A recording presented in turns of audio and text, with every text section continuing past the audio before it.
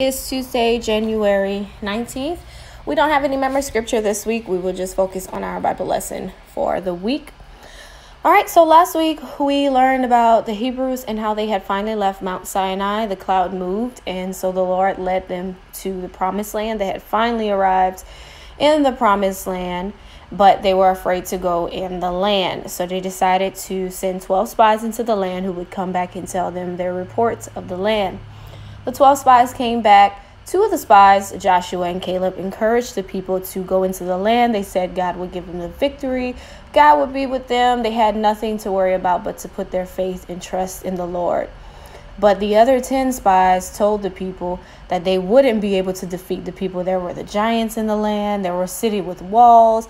They were like, there's no way we, a small people who have no army, would be able to fight off these people. So the people unfortunately listened to the 10 spies instead of trusting the Lord, and they decided not to go into the promised land. And so Moses pleaded with the people again, Joshua and Caleb, but the people refused to go into the land. So they were in disobedience to the Lord, and once again they showed that they did not trust God. So because of that, the Lord said that they would have to remain in the wilderness for 40 years. Anyone under the age of 20 would be able to go in the promised land, but those that were 20 and above would not be able to go in the promised land, and they had to stay those 40 years in the wilderness until all of those who were older than 20 died. And when the last person who was older than 20 would have died, then they would be able to go into the promised land. So they missed out on their blessing, and they had to remain in the wilderness 40 years. And so they tried to go and fight for their land after this, but the Lord was not with them, and it was too late. So that was our lesson on last week. So we will continue our Bible lesson. So the Hebrews are now back in the wilderness. And after some time of being in the wilderness, some of the people in the camp decided that they didn't want to listen to Moses and Aaron anymore. They said, why should we have to listen to old Moses and Aaron? They've made everything a mess. We are in the wilderness because of them. Why should Moses be our leader anyway? Who do he and Aaron think they are? The man who was behind this was a man named Korah. He was a prince in Israel, and he was a well-known leader as well, and he was liked by the people. And so he decided that he wanted to remove Moses as their leader and Aaron as the high priest. So the high priest was chosen by God, and this person would often make sacrifices for the sins of the Hebrews. And so God chose Moses to lead the people, and God chose Aaron to be the high priest for the people. But Korah decided that he didn't like that, and he wanted to get people on his side to agree with him that it was time for them to select a new leader, and it was time to select a new high priest. Korah was not alone in this rebellion. There were two other princes, Dathan and Abiram, who were also feeling the same way that Korah felt. They felt like Moses shouldn't be their leader anymore, and that Aaron should have been the high priest as well. And so them three together decided to start a rebellion, to start a movement to remove Moses as their leader and Aaron as well as the high priest. And so they said, we can be just as good of a leader as Moses and Aaron. And so not only was it just them three, but they also got 250 people to agree with them, to get on their side. Now, these people maybe never even had an issue with Moses, but they allowed these foolish men, these rebellious men, to get into their ear and to tell them that Moses was not a good enough leader. And we know that's not true. The people are in the wilderness because of their own sin. It's not because of Moses. It's because they chose not to listen to the Lord and go and take their land. So they're trying to figure out a way to blame Moses and saying that he's not a good leader. And it's just all foolish, all the way foolish. And so they stirred up this rebellion against Moses. So Korah, Dathan, and Abiram, the three men, along with the 250 people, went to Moses and Aaron and said, we have had enough of you. You are not better than anyone else. Everyone in Israel is chosen of the Lord. We are all God's people. He is with all of us, and we are just as important as you are. What right do you have to make yourselves the leader of all of us, claiming that we must obey you and acting as though you were greater than anyone else among all the people of the Lord? So this is what they went to Moses and said, that Moses was not better than them and that they were all chosen, which we are all chosen by God. God calls us and he selects us for our things. But God did not choose any of them to be the leader of the people. Yes, they might have been chosen by God to do something, but that was not their job. And so they were wrong with that. And also they said that Moses was acted like he was better than them, which is not true. But Moses is their leader. And so they do have to respect him and honor him as their leader. And so they are just stirring up all these issues for no reason. They don't really have a reason behind why they are doing this. Well, it's jealousy, but Moses didn't do anything deserving of him to be removed as a leader. So they tried to make it seem like Moses and Aaron were, being bossy to the people, and that God had chose all of them to lead. And that's not true. God had made it clear who his person that he chose was, and that was Moses, and that was Aaron. And so when Moses heard the words of the rebellion, he felt sorrow. He's like, what is going on? And so Moses didn't even ask to be the leader of the Hebrews. If you remember, when Moses was in Midian, he was a shepherd. The Lord appeared to Moses from the burning bush and called Moses and spoke to Moses and told him that he wanted Moses to lead the people out.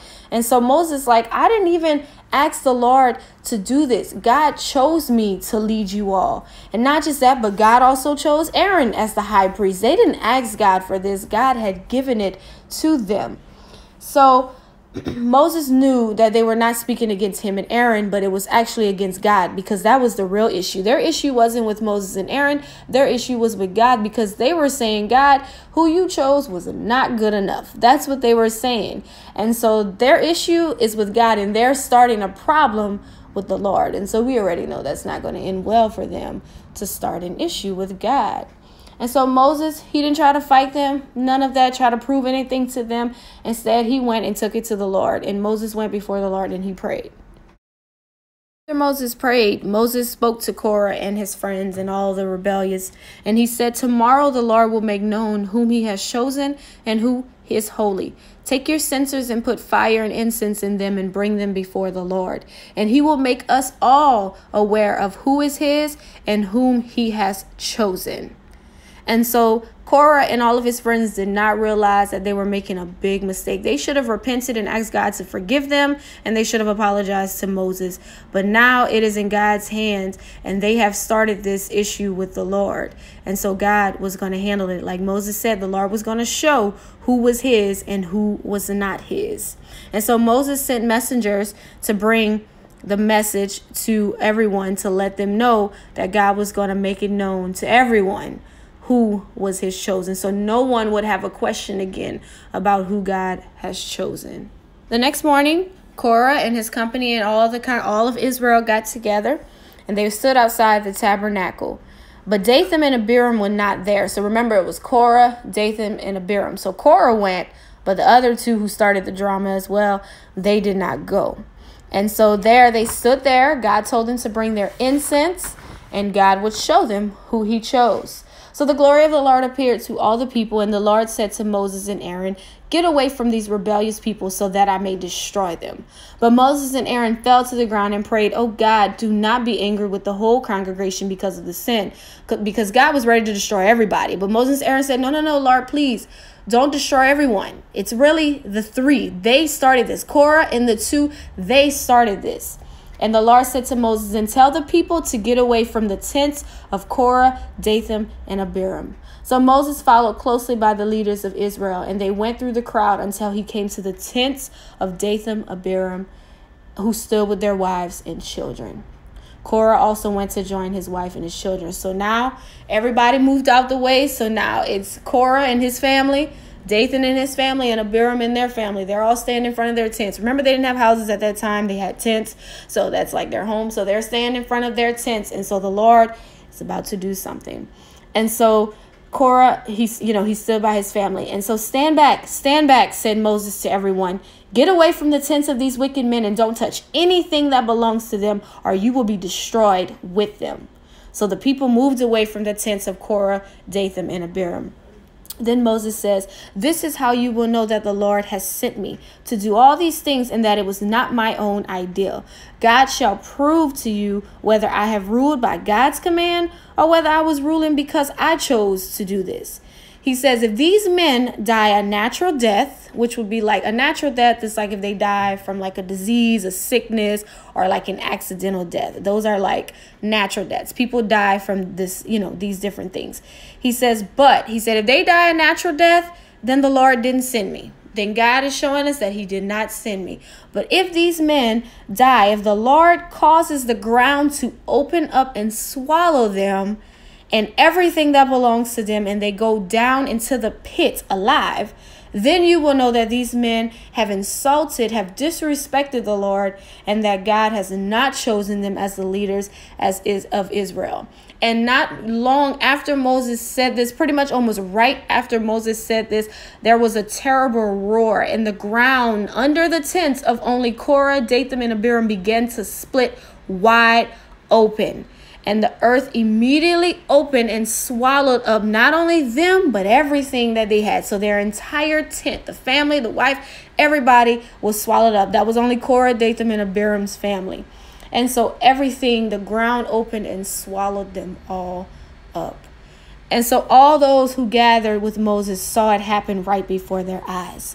So the Lord was saying, I chose Moses and Aaron. And so that's what Moses said. He said, if the men die by something miraculous, like the ground opening up, then you will know God sent me. And that's exactly what happened. So the 3 men and their families went down alive into the pits, everything they owned, and the earth closed, and they perished. And so people were in panic. They were like, because they never saw anything like that before. But that was the Lord showing them, don't question what I do. So then fire came out from the Lord and consumed the 250 men. Remember those who joined their side? Fire came from the Lord and burned them up as well. The Lord told Moses to have the priests take the 250 brass censers that they had and to make a covering for the altar, for they are wholly dedicated to the Lord. Then all the people will be reminded that only Aaron and his sons could be priests. Only they could offer incense to the Lord. And so you would think after all of this happened, the people would be very careful about what they said about Moses, right? Because these 3 men tried to start a rebellion along with the 250 men, and look what happened to them. So you would think all the people watching would say, man, we will never speak against Moses and Aaron. But instead, they said, that's wrong what happened to Korah, Dathan, and Abiram, and the 250. That's wrong what happened to them. So they started to complain about Moses and Aaron, saying that shouldn't have happened and they shouldn't have done that. They said, you've killed the Lord's people. How foolish of the people to complain.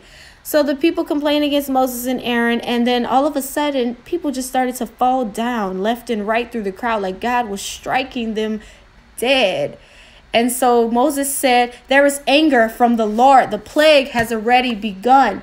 And it did. Nearly 15,000 people died in that plague because of their choice to criticize Moses instead of seeing how God was showing them not to criticize Moses. They chose to do it anyway. And look what happened to them.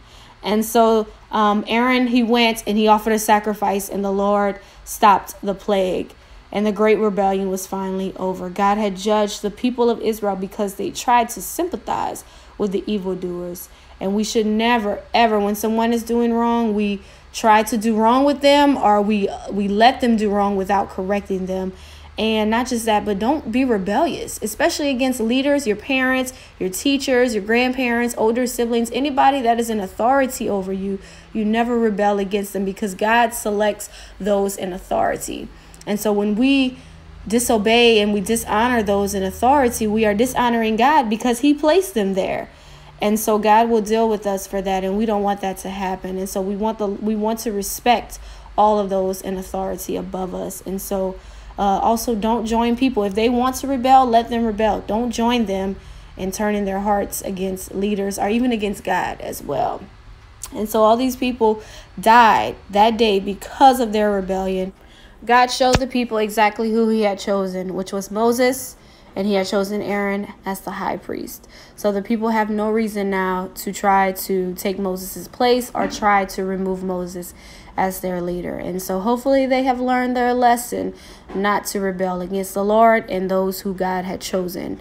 Okay, so that's our Bible lesson on today.